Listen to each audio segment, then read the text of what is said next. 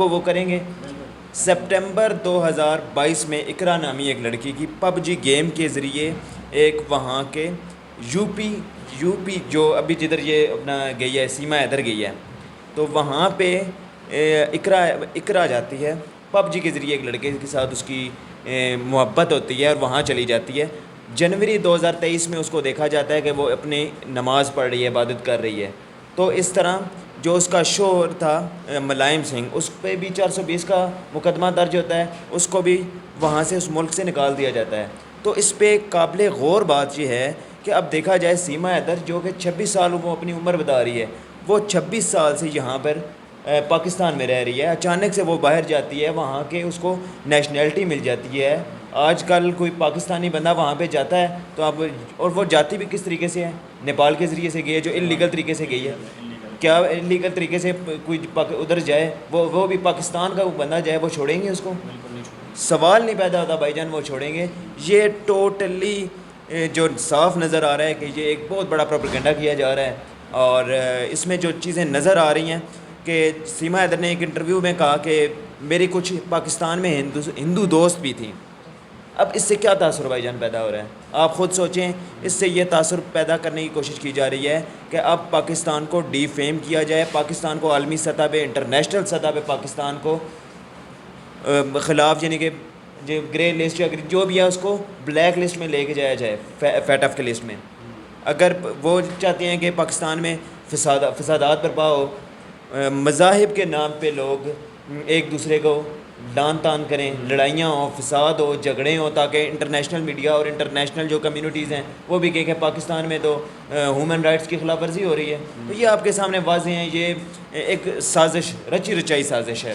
سیما حیدر جو اس وقت نام ہے اس کا, کہ اب جو اس کو بھیجنے والے ہیں, جن کا ایجنڈا ہے, اللہ کرے کہ اللہ ان کے اس ارادے کو ناکام ہی بنائے اور ہمارے اس ملک پاکستان کی حفاظت فرمائے. اور مجھے اب اس میں یہی نظر آ رہا ہے, صاف واضح بھائی جان سامنے ہے کہ اس کی زبان آپ دیکھیں, کہتی ہے میں سندھ میں پڑھی بڑی ہوں. سندھ کا بندہ وہ ہندی کس طرح اچھے طریقے سے بول سکتا ہے؟ اب میں ہوں, میں سندھی نہیں بول سکتا, سندھی ہے وہ پنجابی صحیح طرح نہیں بول سکتا, اور سندھی اگر اردو بھی بولے تو اس میں کچھ نہ کچھ تلفظ میں اس کا ڈفرینس آ جاتا ہے, بندے کو صاف پتہ چل جاتا ہے کہ یہ سندھی ہے. وہ ہندی اس طرح بول رہی ہے جس طرح وہ بڑی اپنا ادھر ہندوستان میں ہو. تو اس سے واضح طور پہ تضاد ہمیں سامنے نظر آ رہے ہیں. ہم نے دیکھا کہ اس کے جو بچے تھے وہ نعرے لگا رہے تھے ہندوستان زندہ باد, اور اس میں آپ نے دیکھا وہ کہہ رہی تھی کہ پاکستان میں جو ہے وہ اقلیتوں کو تحفظ نہیں دیا جاتا اور ان کے ساتھ برے سلوک. تو اس پہ آپ کی کیا رائے ہے؟ بھائی جان ہماری بھی عمر اتنی نہیں ہے, ہم بھی جب سے بڑے ہوئے ہیں ہمیں یہی بتایا گیا, ہمیں یہ سکھایا گیا. ہمارے جو بھی ہو پاکستان کا نام جب بھی لیتے ہیں تو ہمارے دل سے ایک زندہ باد کی آواز آتی ہے. یہ آپ بھی کبھی سوچئے گا, ایک 2 سال کا بچہ 6 سال کا بچہ وہ جب 6 سال بھی ایک جگہ رہتا ہے, اس نے سنا ہی ہمیشہ پاکستان زندہ باد, پاکستان زندہ باد, پاکستان زندہ باد کا نعرہ ہی سنا ہے. تو وہ وہاں کے ہندوستان زندہ باد نعرہ لگا رہا ہے, تو اس کے پیچھے بھی کوئی ریزن ہے. میرے حساب سے بچوں کو ایک پلانٹڈ سکھایا گیا ہے. اس سے واضح ہے کہ بچے جو کچھ سنتے ہیں, جو کچھ سیکھتے ہیں, وہی آگے بیان کرتے ہیں. تو انہوں نے سیکھا سنا ہندوستان زندہ باد ہی ہوگا جو وہ نعرے لگا رہے ہیں. اس میں ہم نے دیکھا کہ اس میں ایک اس کا انٹرویو لیا گیا تھا نا, تو اس میں اس سے سوال ہوا کہ آپ قرآن پاک کے بارے میں کیا جاتے ہیں, اس سے کچھ آیات پوچھی گئیں, نماز کے بارے میں پوچھا گیا. تو اس حوالے سے آپ کیا کہتے ہیں؟ بھائی جان اس کے سامنے آپ کے سامنے اسے کہتے ہیں کہ آپ کو کوئی آیت یاد ہے, اس کو سورۃ اخلاص تک نہیں یاد, قل هو اللہ احد تک نہیں اس کو یاد. 26 سال ایک مذہب پہ جو بندہ رہتا ہے, کیا اس کو ایک اللہ اکبر یا اس طرح کی بھی چیز کا نہیں پتہ؟ اور اسے وہ پوچھتا ہے کہ فجر کی نماز پہ کتنی رکعتیں ہوتی ہیں, تو وہ کچھ اور جواب دیتی ہیں, اور فجر کے بعد وہ مغرب کی چلی جاتی ہے, زور اثر اس میں بیچ میں ختم کر دیتی ہے.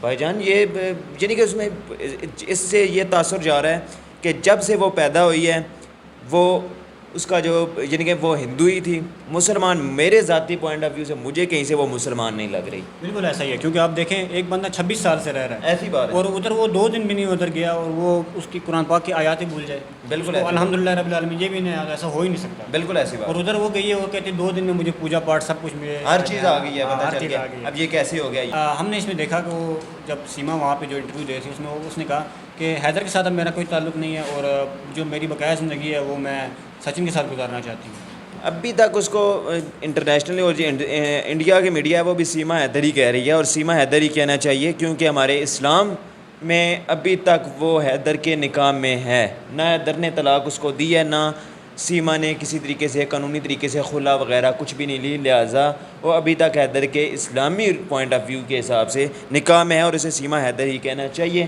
اور ابھی وہ کہے کہ میں نے فلاں کے ساتھ رہنا ہے یا فلاں کے ساتھ رہنا ہے، تو یہ تو ابھی اس کے پاس ابھی پچھلے ایک خبر اور بھی ذرائع کے مطابق موصول ہوتی ہے ہمیں بھی، تو ذرائع کے مطابق تو اس کا تیسری بھی شادی حیدر سے پہلے بھی شادی ہوئی ہے، تو اب اس پہ بڑی انہوں نے کھچڑی بنا دی ہے۔ اب جو اس کو بھیجنے والے ہیں، جن کا ایجنڈا ہے، اللہ کرے کہ اللہ ان کے اس ارادے کو ناکام ہی بنائے اور ہمارے اس ملک پاکستان کی حفاظت فرمائے۔